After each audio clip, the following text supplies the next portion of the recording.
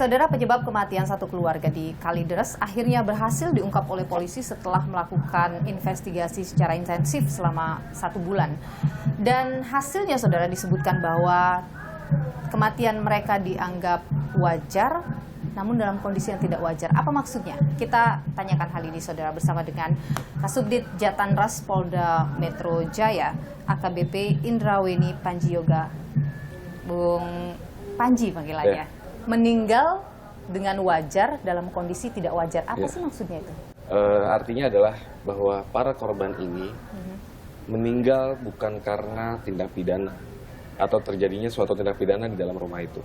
Kekerasan maksudnya? Ya, melainkan penyebabnya adalah wajar karena sakit.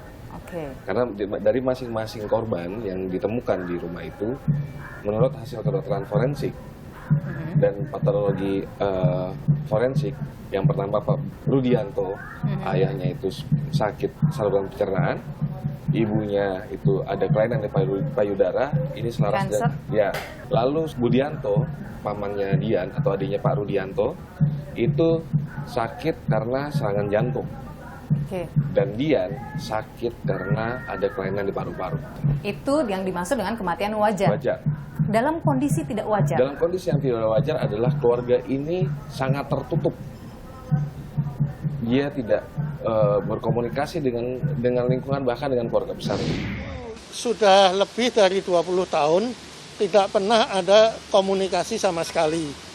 Tapi dengan istri saya, mungkin sekitar 5 tahun yang lalu masih sering WA mengucapkan selamat ulang tahun. Kita sama sekali putus ya hubungannya. Jadi tidak tahu sama sekali kegiatan atau aktivitas apa, itu tidak pernah tahu. Kita jadi kaget, kok kejadiannya aneh gitu, dan sekaligus ada 4 jenazah. Dalam hasil investigasi polisi itu kan melihat tidak ada perusakan, rumah itu dalam kondisi terkunci dari dalam. Artinya mereka tidak ingin diketahui oleh publik. Betul, karena kita lihat kalau di TKP, bahkan jendela pun dicat. Rumah kekunci dari dalam, dan semua kunci itu ditemukan di kamar yang ada di Budian dan Bu Renia. Ibunya ya? Iya. Dan dengan kondisi seperti itu, polisi tidak melihat ada unsur pidananya? Tidak ada unsur pidana, tidak ada unsur pidana dari luar.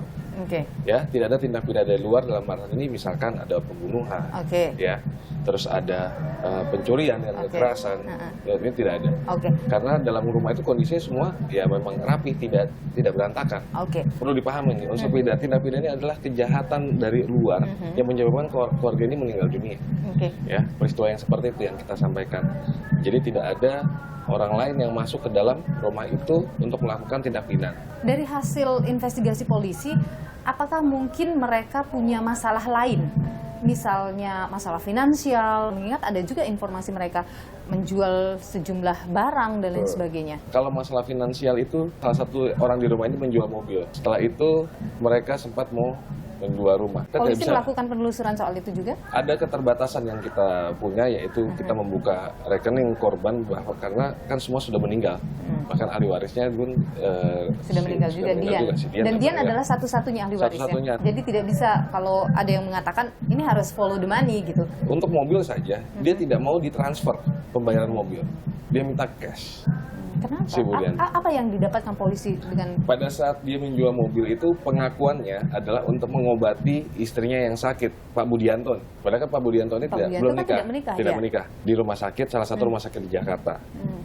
Pengakuan kepada penjual. Lalu kami cek ke rumah sakit yang disebutkan oleh saksi, tidak ada satupun nama dari keempat orang yang ditemukan di rumah tersebut. Jadi kalau kita sebutkan ada masalah finansial, tidak juga begitu ya? Iya, keluarga tersebut tidak kelaparan karena dengan uang yang sebesar 160 juta itu ya habis untuk biaya hidupnya mereka. Pada saat proses olah TKP dan lain sebagainya, ada uang yang juga ditemukan oleh polisi? Artinya mereka tidak punya uang sama sekali? Gini, kematian Dian itu paling terakhir. Setelah ketiga orang, katakanlah orang tua dari Dian ini, bapak, ibu, dan pamannya meninggal, Dian ini sudah tidak punya life skill. Dia terakhir beraktivitas itu diperkirakan tanggal 20 Oktober. Kenapa kita bisa bilang seperti itu? Karena ada tanggalan terakhir disobek tanggal 21 dan hanya tanggal 22 yang terpasang di tanggalan tersebut. Nah, kemungkinan itulah terakhir Rudian beraktivitas dan tanggal 9 November ditemukan mayat. Oke, untuk soal sisa-sisa makanan dan lain sebagainya, itu ada ditemukan oleh polisi di dalam? Ada bungkus makanan. Dan itu terindikasi baru atau? Ada yang sudah lama, ada yang masih baru. Seperti bungkus bakso pun ada yang masih baru. Gitu. Dan dari fesesnya saja, Budianto dan Gian itu ada mengandung karbohidrat dan serat. Berarti sebelum kematian, mereka sempat mengkonsumsi makanan. Artinya tidak ada kelaparan, Tidak ada ataupun kelaparan. melaparkan diri? Tidak ada, karena kematiannya sudah jelas. Wajar itu sakit dan sudah dijelaskan oleh kedokteran forensik. Oke, Anda tentu banyak menangani kasus-kasus kematian misterius dan lain sebagainya. Kalau kasus ini, apakah kasus yang memang sulit? Kenapa sulit? 1 bulan. Pertama, TKP sudah tidak steril. Masyarakat sudah masuk, menaburkan kopi. Nah, disitulah kesulitan kami olah TKP awal. Yang kedua, penelitian kedokteran forensik membutuhkan waktu yang sangat lama untuk hasil yang akurat. Jangan sampai kita kalau kita terlalu terburu-buru menyampaikan hasilnya kepada masyarakat agar tidak akurat, malah menjadi tidak tepat apa yang disampaikan. Kenapa kami sampai selama ini melibatkan beberapa ahli, balik dari kedokteran forensik, laboratorium forensik, bahkan tim Apsifor, bahkan dari ahli agama dan sosiologi agama, kami mintai keterangan untuk membuat terang kasus ini. Oke, soal temuan adanya buku-buku yang mungkin dipelajari dengan aliran tertentu, itu juga benar ada? Bukan aliran, tapi agama yang ada. Dari keterangan para sosiologi agama, ya orang ini sedang mempelajari, ya mencari petunjuk untuk hidup, gitu. Jadi dianggap ya normal, masih wajar. Dan itu tidak berkaitan atau tidak ditemukan indikasi oleh polisi ikut dengan aliran-aliran tertentu yang selama ini bersuara di luar? Ya, untuk aliran itu tidak kami temukan selaras dengan keterangan dari para ahli. Itu yang pertama. Yang kedua, kalau sekte ataupun aliran-aliran tertentu, berarti mereka punya komunitas. Sedangkan hasil digital forensik kami tidak ditemukan komunikasi dengan orang luar, kecuali petugas PLN yang akan operasional rumah, koperasi simpan pinjam, itu saja. Dari kasus yang kemarin sudah ditangani ini, apa yang kemudian pelajaran bisa dipetik oleh masyarakat?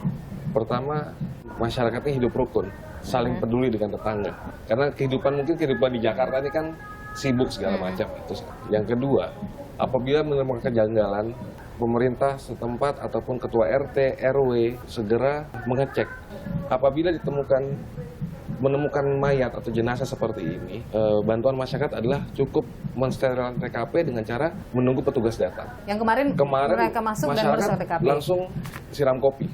Oke, itu menyulitkan juga ya. Baik, AKBP Indra Weni Panjioga Kasubdit Jatanras Polda Metro Jaya. Terima kasih sudah berbagi informasi di Nilu. Sehat selalu. Terima kasih.